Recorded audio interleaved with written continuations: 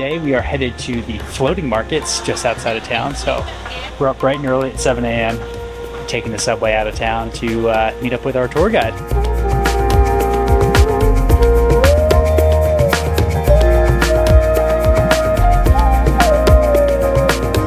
After a short train ride from the city, we met up with our local guide where we hopped into a van and drove even further out of the city.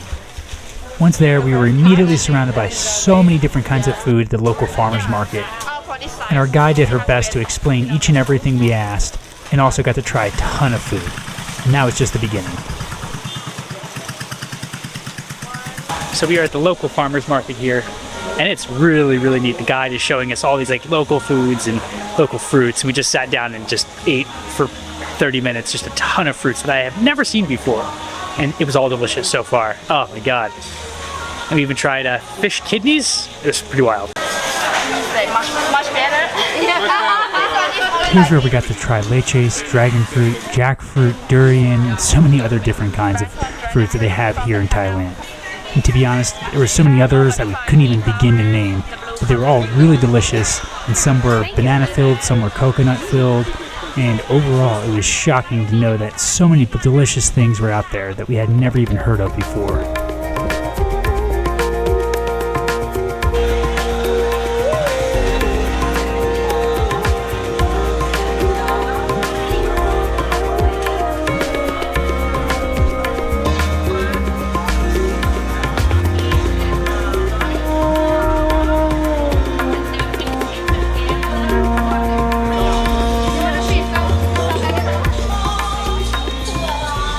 Next, we're off to get a boat ride to the restaurant.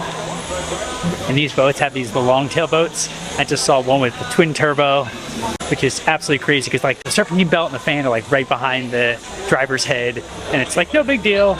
It's pretty wild.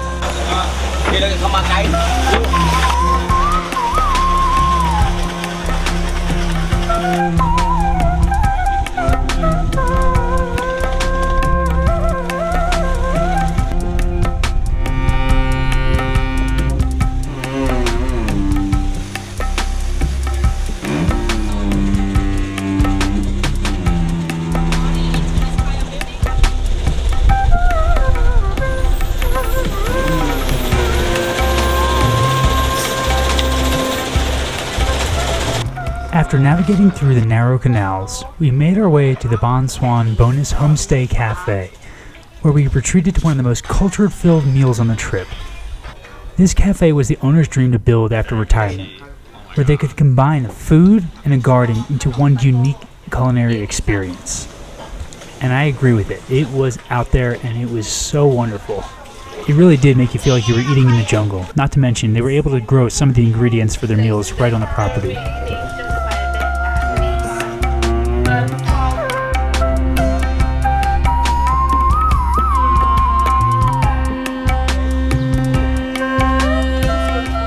Now we are currently roaming through an orchid farm, which is ridiculous because these look a lot prettier than the ones in the grocery store.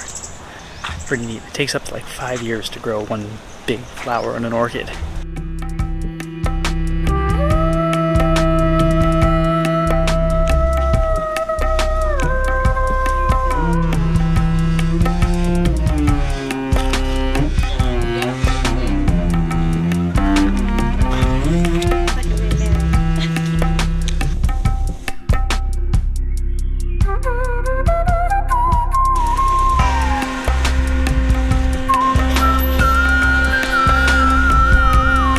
After our tour ended, we came back into the city with another couple that we had made friends with on the tour and wandered all over Bangkok with them. From the delicious food stands right on the streets to the massage parlors that scattered around the city, we even checked out a few art galleries and tried durian fruit. It was a great way to experience a new city through somebody else's eyes as well, and we went to places that we never even thought about.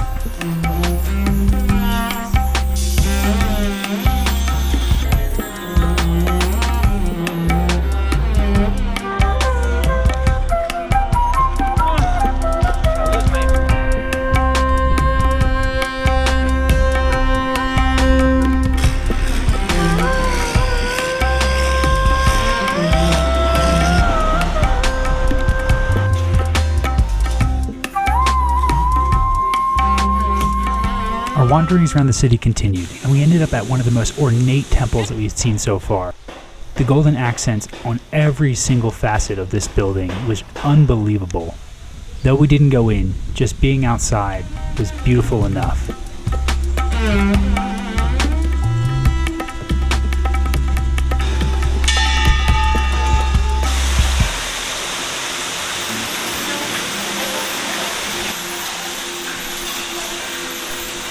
Eventually, like most traveling friends, we had to say goodbye.